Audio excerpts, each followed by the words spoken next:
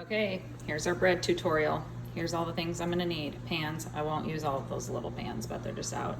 Food scale, measuring cup, tablespoon, spray, sugar, bread flour, oil, active dry yeast, not instant, salt.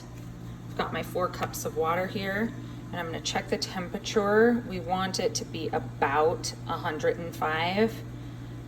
Not really any hotter than 110, 115 max.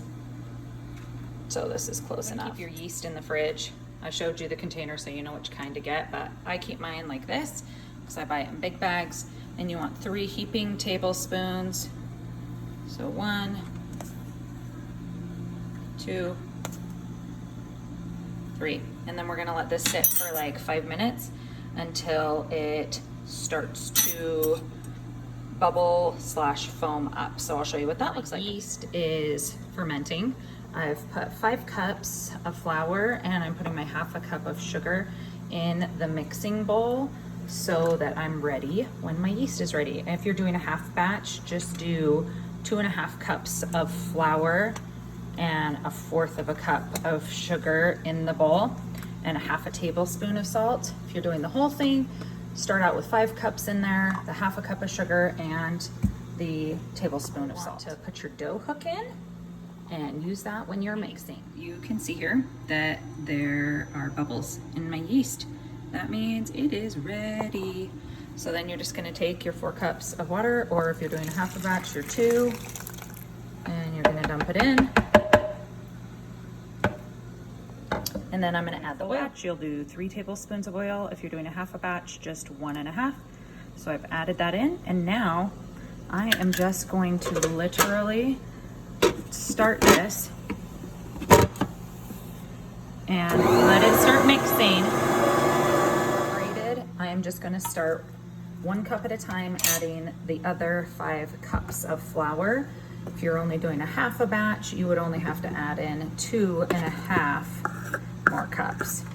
But I'm doing a full batch, so I am going to just slowly be adding this in. Flour in, and it's almost incorporated. I'm literally gonna turn my mixer on and just run it for 5 minutes. I'm gonna set a timer. My timer has finished. You'll notice after the 5 minutes that the sides of the bowl are clean.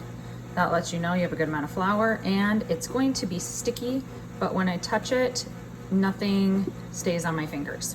Now I'm going to dump it into a bowl and let it rise for 10 minutes. And what I like to do, and it's quite heavy, I'm gonna use all my muscles here. I like to just put it in my microwave so that it's not drafty or anything like that.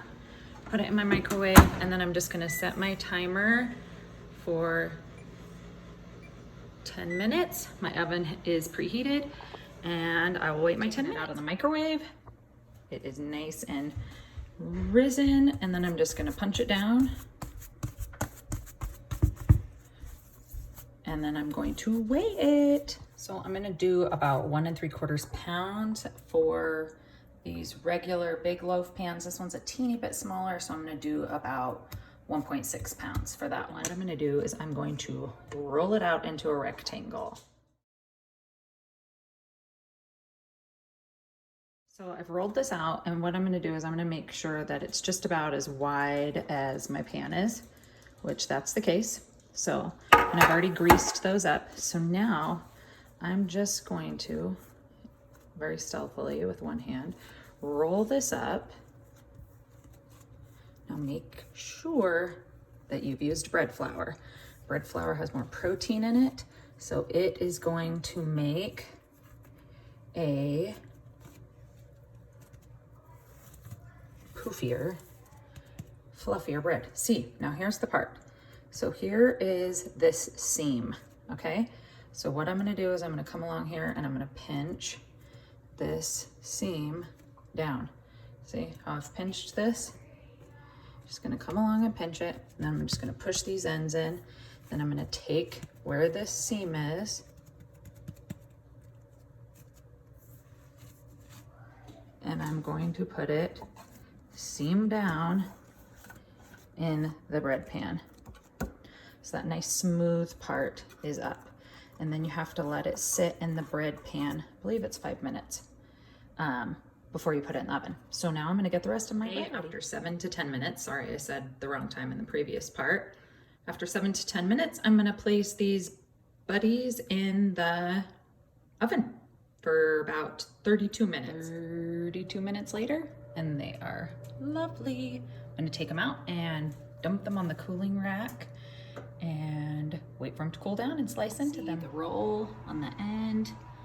Another good tip is avoid opening your oven while they're cooking. At about 20 minutes, I opened mine because mine doesn't cook super evenly, and so the back sides tend to get darker. And so partway through, at about 20 minutes, I just turned them all, but the majority of the cooking was done so that they got evenly coated. And can you hear that sound? That's the sound you kind of want out of them. You know they are good and done. These little ones, I probably could have made another little, but that's okay. I make them, and Kira takes the mini loaves every week. So that's what we do.